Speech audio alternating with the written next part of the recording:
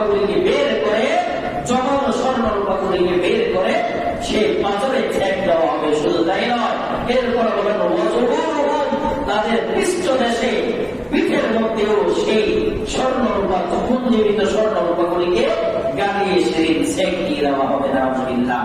তাহলে আমরা স্বর্ণ রূপা এগুলি কখনো কি করবো না, জমা করে রাখবো না। সেখান থেকে আমি বলি না সব করে আপনি আল্লাহ রাস্তায় দিয়ে দিয়ে নিঃস্ব হয়ে যান। নিঃস্ব হয়ে এবার মানুষের ধারে ধারে ধারে ধারে আপনি খুঁজে বিচারে খান, এই কথা আমি বলি না। তবে শরীর আপনাকে যেভাবে পন্থা পাঠিয়ে দিয়েছে, আপনি সেই পন্থার উপর চলার জন্য আপনাকে আমাকে কি করতে হবে, চেষ্টা এবং কোশিশ করতে হবে। এরপরে যাকাত না দিয়ে যারা জমিয়ে রাখে, যাকাত না দিয়ে সম্পদ, টাকা পয়সা, স্বর্ণ রূপা যারা জমিয়ে রাখে, তাদের শাস্তির ব্যাপারে আল্লাহ সুবহানাহু ওয়া তাআলা সূরা আলে ইমরানের 180 নম্বর আয়াতের ভিতরে আল্লাহ তাআলা আলোচনা করেছেন।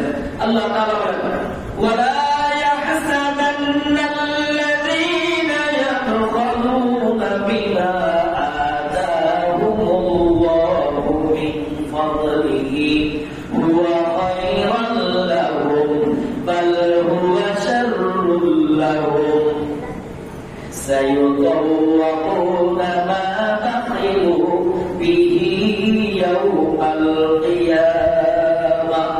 আল্লাহ তাআলা এই সূরা আলে ইমরানের 180 নম্বর আয়াতের ভিতরে সুস্পষ্টভাবে বলেন, যারা তাদের ধন সম্পদকে, টাকা পয়সাকে জমা করে রেখেছিল, কিন্তু তাদের উপরে যাকাত ফরজ ছিল, যাকাত ওয়াজিব ছিল, তারা এরপরেও যাকাত কি করে নাই, আদায় করে নাই, তাদের ব্যাপারে এই আয়াতের শাস্তির কথা বলা হয়েছে। কি আল্লাহ তাআলা যাদেরকে যে ধন সম্পদ দিয়েছিল, এই ধন সম্পদ তারা জমা করে রেখেছিল, কি মনে করে যে তারা সামনের দিনে এই টাকা পয়সা, স্বর্ণ রূপাগুলি তাদের জন্য কল্যাণে আসবে, এই কল্যাণ মনে করে টাকা পয়সা, ধন দৌলত এগুলিকে কি করে রেখেছিল, তারা জমা করে রেখেছিল, পুঞ্জীবিত করে রেখেছিল। আল্লাহ তাআলা বলেন কি, যে বালহুয়া শাররুল লাহুম, তারা ভালো মনে করে জমা করেছিল, এবং আদৌ কিন্তু সেই ধন সম্পদ যে তারা জমা করে রেখেছিল, এগুলি তাদের জন্য কল্যাণকর হবে না, সেগুলি তাদের জন্য কি হবে না, কল্যাণকর হবে না, বরঞ্চ সায়ুতাওয়াকুনা মা বাখিলু বিহি ইয়াওমাল কিয়ামাহ, এটা কিয়ামতের দিন আল্লাহ সুবহানাহু ওয়া তাআলা সেগুলিকে বেড়ি বানায়া, হাত বানায়া, শিকল বানায়া তাদের গলায় ঝুলিয়ে দিবে। নাউযুবিল্লাহ।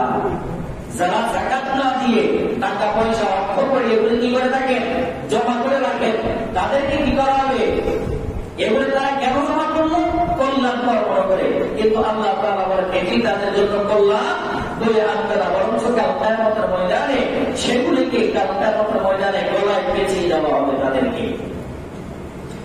এই যাকাত আল্লাহ তাআলা কেন দিতে বললেন, আল্লাহ রাসূলকে আল্লাহ তাআলা বলেন, খুয মিন আমওয়ালিহিম সাদাকাতান তুতাহহিরুহুম ওয়া তুযাক্কিহিম বিহা ওয়া সাল্লি আলাইহিম ইন্না সালাতাকা সাকানুল লাহুম। আল্লাহ তাআলা তার রাসূলকে এটা বলতেছেন, হে আমার হাবিব, হে আমার রাসূল, যে আপনি মানুষদের থেকে, আপনার ডানে বামে যারা আছে তাদের থেকে আপনি কি করেন, সাদাকা গ্রহণ করেন। কেন করবেন, যাকাত গ্রহণ করেন, কেন করবেন, করে করে তাদেরকে, তাদের অন্তরাত্মাকে এবং তাদের মালকে, তাদের সম্পদকে পবিত্র করে দেন, তাদের সম্পদকে কি করে দিবেন, পবিত্র করে দিবেন। এই জন্য যাকাতকে যাকাত বলে নামকরণ করা হয়েছে। কেন, যে যাকাত এটা আরবি শব্দ, এটির অর্থ হল পবিত্র করা, পরিশুদ্ধ করা।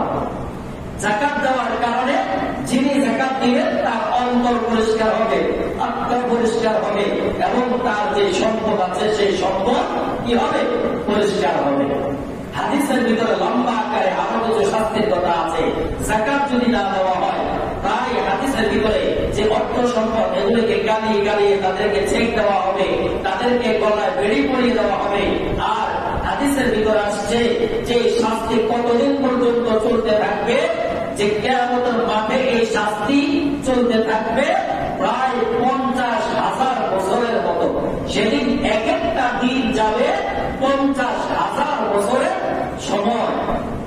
আজকের দিনটা যাচ্ছে না, যাচ্ছে না, তো আমরা বলতেছি ভাই এমন একটা দিন যাচ্ছে না, মনে হয় যেন 5 দিন একসাথে অতিক্রম হচ্ছে। এবার আমরা বলি না, ঠিক তেমনি ভাবে হাসরের ময়দানে যারা দেয় নাই, ওয়াজিব হওয়ার পরে যাকাত আদায় করে নাই, টাকা পয়সা স্বর্ণ রূপাগুলি কি প্রণতা করে বিপ্রামি করে পকেটে আটকে রেখেছেন, গরিব মিসকিন এতিম অসহায়দের দিকে তাকায় নাই, এই ধরনের ব্যক্তিকে শাস্তি এমন ভাবে দেওয়া হবে এক একটা দিন মনে হয় যেন তাদের 50,000 দিনের মতো অতিক্রম হবে। এইভাবে ঘোড়ার জাকাত আছে, গরু ছাগল এগুলির জাকাত আছে।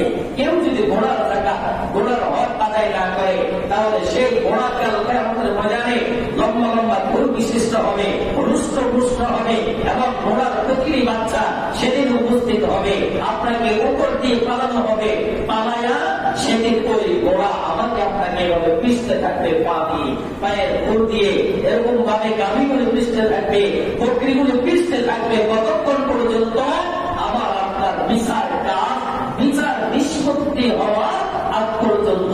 অর্থাৎ এক একটা দিন এভাবে চলতে থাকবে, প্রায় প্রতিটা দিন 50,000 বছরের মতো করে অতিক্রম হবে।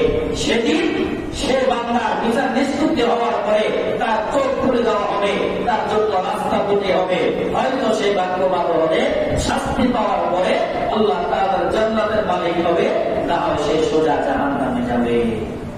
তাহলে আজকের এই আলোচনা থেকে আমরা কি বুঝলাম? যাকাত ফরজ হওয়ার জন্য 6টি শর্ত। যারা আগে আসছেন তারা ভাগ্যবান, বুঝতে পেরেছেন, জানতে পেরেছেন। এরপরে 4টা বিষয়ের উপরে 4টা বস্তুর উপরে যাকাত ওয়াজিব হয়। এরপরে 6 জন ব্যক্তিকে যাকাত দেওয়া জায়েজ, 5 জন ব্যক্তিকে যাকাত দেওয়া না জায়েজ, এবং যাকাত না দিলে কি কি শাস্তি হতে পারে সেই সংক্রান্ত বিষয়ে আমরা আলোচনা শুনেছি। আল্লাহ সুবহানাহু ওয়া তাআলা আমাদেরকে এই আলোচনার উপরে পরিপূর্ণ আমল করার তৌফিক দান করুন।